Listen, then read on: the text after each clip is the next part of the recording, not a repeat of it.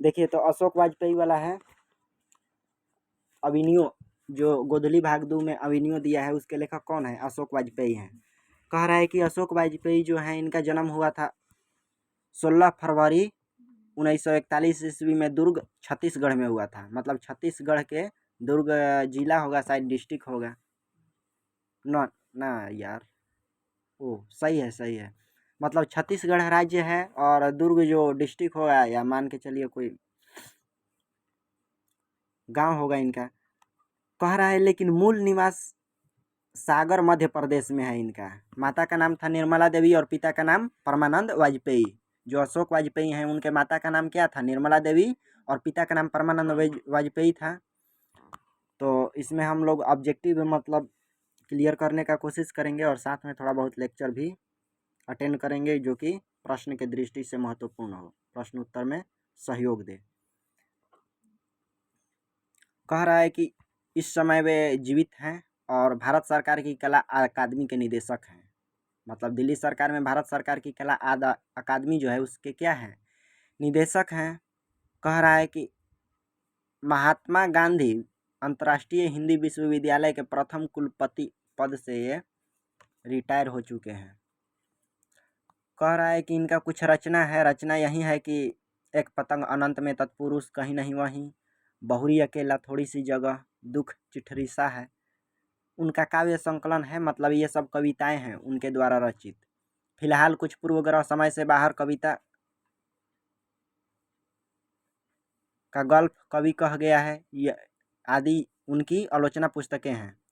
कह रहा है कि थोड़ा आगे अगर ध्यान दें तो समवेत, पहचान, पूर्वग्रह, बहुवचन, कविता, एशिया समास आदि प्रमुख हैं। इनको जो पुरस्कार मिला था तो साहित्य अकादमी पुरस्कार मिला है, दयावती, मोदी कवि शेखर सम्मान, फ्रेंच सरकार द्वारा officer of the order of cross 2004 सम्मान आदि प्राप्त हो चुके हैं। यह जो कविता है अविनियो नामक गद्य एवं कविता के सर्जनात्मक संग्रह से लिया गया है। यह कविता का मतलब जो अविनियो हम लोग पढ़ रहे हैं तो उनके कविता संग्रह से लिया गया है जिसका नाम है अविनियो। इसी नाम के संग्रह के रूप में उनकी सर्जनात्मक गद्य की रचनाएं हैं। और भी बहुत सारी चीज़ें दिया हुआ होगा, मतलब उतना हम लोग को अटेंड नहीं करना है। ऑब्जेक्टिव के दृष्टि से जो था बता दिए। कह रहा है कि लगभग 10 बरस पहले पहली बार अविनियो गया था। ये अविनियो में गए थे। फ्रांस, जो दक्षिण फ्रांस है वहीं पर रोन नदी के किनारे एक पुराना शहर है। तो दक्षिणी फ्रांस में और रोन नदी के किनारे क्या है? एक पुराना शहर है जहाँ कुछ समय के लिए पोप की राजधानी थी। यह पहले पोप की राजधानी थी। पोप पादरी को कहा जाता है ईसाई धर्म में जो होते हैं। और अब गर्मियों में फ्रांस और यूरोप का एक अत्यंत प्रसिद्ध और लोकप्रिय रंग समारोह हर बरस वहाँ पे होता है। और कहाँ पे होता है? जो अविनियो है वहाँ पर, दक्षिणी फ्रांस का एक शहर है। उस बरस वहाँ भारत केंद्र में था। पीटर ब्रुक का विवादास्पद महाभारत। पूछ भी सकता है कि पीटर ब्रुक का मतलब जो रचना था वो क्या था? तो मतलब कि विवादास्पद जो महाभारत था यही था। पत्थरों की एक खदान में अविनियो से कुछ किलोमीटर दूर भव्य प्रस्तुति हुई थी। सच्चे अर्थों में महाकाव्यात्मक। कुछ दिनों और ठहरा था। कुमार गंधर्व आए थे और उन्होंने एक आर्क बिशप के पुराने आवास के बड़े आंगन में गाया था। वो भी मतलब गाना गाए थे। गंधर्व जो लोग होते हैं नाच गान से जुड़े होते हैं, गंधर्व उन्हीं को कहा जाता है जो नाचने गाने का काम करें। एक बंदिश भी याद है, द्रुम द्रुम लता लता। इस समारोह के दौरान वहाँ अनेक चर्च और पुराने स्थल रंगस्थली में बदल जाते हैं। इसका मतलब यह हुआ कि जब ये वाला समारोह होता है तो पुराने जो चर्च हैं, जैसे हम लोग का मंदिर होता है हिंदू धर्म में, तो वैसे ही ईसाई में चर्च होता है। तो वहाँ पे जो पुराने चर्च हैं वो रंगस्थली में बदल जाते हैं। वहाँ पर अलग अलग प्रकार का कार्यक्रम होता है जो देखने को मिलता है। रोन नदी के दूसरी ओर अविनियो का एक हिस्सा है। रोन नदी जो है उसके दूसरे तरफ में क्या है? अविनियो का एक हिस्सा है, अविनियो का ही पार्ट्स है जो लगभग स्वतंत्र है। नाम है विलनवाव। तो उसका नाम क्या है? विलनवाव ल अविनियो। अर्थात अविनियों का एक नया गांव, शायद कहना चाहिए नई बस्ती। दरअसल फ्रेंच शासकों ने पोप की गतिविधि पर नजर रखने के लिए, जो फ्रेंच शासक थे, राजा थे वहाँ के, वो पादरियों पर यानी पोप लोगों पर नजर रखने के लिए किला बनाए थे, जिसको फोर्ट बोला जाता है।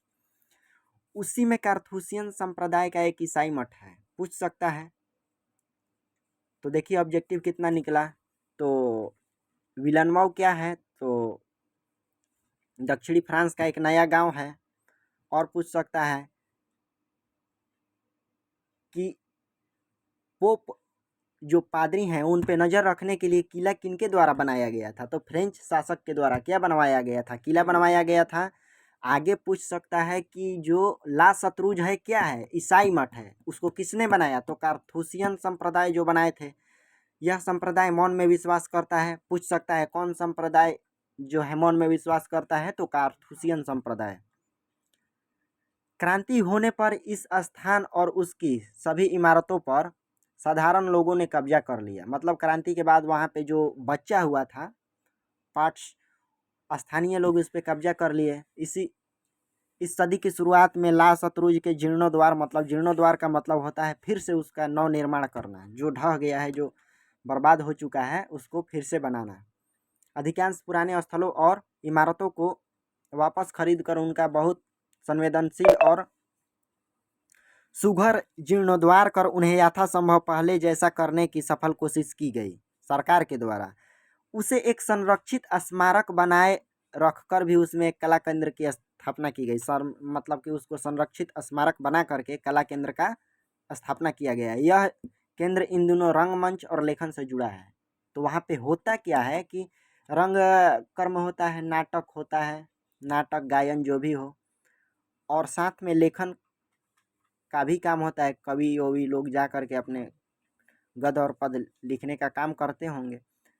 रंगकर्मी, संगीतकार, अभिनेता, नाटककार, यही लोग वहाँ पे जाते हैं। पुराने ईसाई संतों के चैम्बर में कुछ दिन रह करके अपना समय बिताते हैं। 2 कमरों में चैम्बर सुसज्जित है। उसमें फर्नीचर जो है 14वीं शताब्दी का है। एक आधुनिक संगीत व्यवस्था भी है। चैम्बरों के मुख्य द्वार कब्रगाह के चारों ओर गलियारों में खुलते हैं। जॉन कह रहा है कि जो चैम्बर है उसका मुख्य द्वार है वो कब्रगाह के चारों ओर गलियारे जो बने हैं उसी के तरफ जा करके वो खुलता है। पर पीछे आंगन भी है, और कह रहा है कि पीछे से एक दरवाजा भी है। सप्ताह के 5 दिनों में शाम को सबको एक स्थान पर भोजन करने की व्यवस्था है। मतलब एक टाइम का भोजन सभी को मुफ्त में मिलता है वहाँ पे। बाकी हर दिन का नाश्ता और भोजन खुद से करना है, जहाँ चाहे वहाँ पे जाकर करिए, अपने से बना करके या खरीद करके। यहाँ पे कह रहे हैं कि सैलानी भी घूमने के लिए आते हैं। विलनवा एक गांव है छोटा सा। पुस्तक की दुकान है, डिपार्टमेंटल स्टोर है, कब्रगाह है, रेस्टोरेंट है। अविनियो और आसपास के अन्य शहरों कस्बों में बस का व्यवस्था है। फ्रेंच जो सरकार है ला सतरूज में रहकर अपना कुछ काम करने का न्योता गर्मियों में दी थी इनको, जो कवि लिखे हुए हैं, लेखक हैं। मेरा जो PDF है इतना मतलब कि अच्छा नहीं है, इसीलिए हम पढ़ भी नहीं पा रहे हैं। जो अवधि तो 1 महीने की थी, पर इतना समय निकालना कठिन था, सो कुछ 19 दिन वहाँ पे ये रहे थे। तो ये भी ऑब्जेक्टिव याद रखना है कि ये कितने दिन रहे थे। 19 दिन वहाँ पे रहे थे। 24 अक्टूबर से 10 नवंबर 1994 की दोपहर अपने साथ टाइपराइटर, 2-4 पुस्तक और संगीत के टेप्स लेकर के गए थे। तो क्या साथ में ले गए थे? टाइपराइटर, 3-4 पुस्तक और संगीत के टेप्स। सिर्फ अपने में रहने और लिखने के अलावा कुछ न करने की कोई व्यवस्था न होने का जीवन में यह पहला ही अवसर था उनके लिए। किनके लिए? अशोक वाजपेयी के लिए। कोई भी अनुभव नहीं था। 19 दिनों में 35 कविता लिखे और 27 गद्य लिखे। तो ऑब्जेक्टिव में पूछेगा कि कितनी कविता लिखे, तो कुल 19 दिन में 35 कविता और 27 गद्य क्या रचना किए थे। अविनियो फ्रांस का एक प्रमुख कला केंद्र रहा है। पिकासो की विख्यात कृति का शीर्षक द मादामोजेल द अविनियो। कभी अति यथार्थवादी कवित्री आंद्रे ब्रेता, रेने शाह और पॉल एलुआर ने मिलकर लगभग 30 कविताएं लिखी थी। मतलब जिनका नाम हम अभी पढ़े हैं ये सभी मिल करके केवल 30 मतलब की कविताएं लिखी थी, वही बोला है। ला शत्रुंज के निदेशक ने जब इस पुस्तक की सामग्री देखे तो उनको मतलब कि इस काम पर अचरज हुआ, मतलब आश्चर्य हुआ। वे सुंदर, निविड़, सघन, सुनसान दिन और रातें थी, पवित्रता, आसक्ति से भरी हुई। यह पुस्तक उन सब की स्मृति का दस्तावेज है। अविनियों को उसी के एक मठ में रहकर लिखी गई कवि प्रणति भी। हर जगह हम कुछ पाते हैं तो बहुत सा गंवाते हैं। बात सही है, कुछ पाने के लिए कुछ गंवाना पड़ता है। तो कुछ गंवाइएगा तो कुछ पाइएगा, कुछ पाइएगा तो कुछ गंवाइएगा। ला शत्रुंज में जो पाया उसके लिए गहरी कृतज्ञता मन में है, और जो गंवाया गहरी पीड़ा भी है। कविता है, आप लोग अपने से पढ़िएगा, कोई फायदा नहीं है पढ़ने से। कह रहा है कि यहाँ पर पास में रोन नदी है, इस तरफ विलनवाव और दूसरी तरफ अविनियो।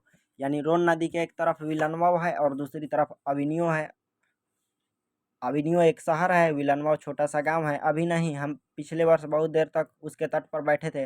अगर जल प्रवाह को एक टक देखते रहिए, तट पर बैठे तो कई बार लगता है कि जल स्थिर है और हम ही बह रहे हैं। ऐसा बहुत बार होता है, नदी के किनारे बैठने पर लगेगा कि नदी स्थिर है और तट के साथ आप बह रहे हैं। नदी पर बैठना, नदी तट पर बैठना भी नदी के साथ बहना है। कई बार नदी स्थिर होती है और हम तट पर बैठे रहते हैं। नदी के पास होना नदी होना है। विनोद कुमार शुक्ल अपनी एक कविता में नदी चेहरा लोगों से मिलने जाने की बात कहते हैं। शायद सिर्फ नदी किनारे रहने वाले ही नदी चेहरा नहीं हो जाते। हम जो कभी कभार और थोड़ी देर के लिए नदी किनारे जा बैठ पाते हैं, हम भी कुछ देर के लिए ही सही पर नदी चेहरा हो जाते हैं। नदी को अनदेखा नहीं करती, वह सबको भिगोती है, अपने साथ करती है। थोड़ी देर के लिए भी अगर नदी की बिरादरी में शामिल हो गए तो समझिए आप भी नदी हो गए। सदियों से हमारे साथ रही है नदी और कविता। उसमें न जाने कहाँ कहाँ से मतलब कि जल आकर के मिलता है और विलीन होते रहता है। वह सागर में समाहित होती रहती है हर दिन ही, पर उसमें जल का टोटा नहीं पड़ता। कविता में भी न जाने कहाँ कहाँ से जो कह रहा है कि विमलाएं शब्द, भंगिमाएं, जीवन, छवियाँ और प्रतीतियां आकर के मिलती है और तदाकार होती रहती है। बाकी सब बात फालतू है, इतना ही पे इसको क्लोज करना सही रहेगा, जो कि एग्जाम और परीक्षा की दृष्टि से सही नहीं है। क्योंकि एग्जाम में सबसे ज़्यादा ज़रूरी वाला चीज़ होता है मार्क्स, और मार्क्स के दृष्टि से आगे इसमें कुछ पढ़ने लायक है नहीं। तो इतना ही पे हम लोग बंद करते हैं।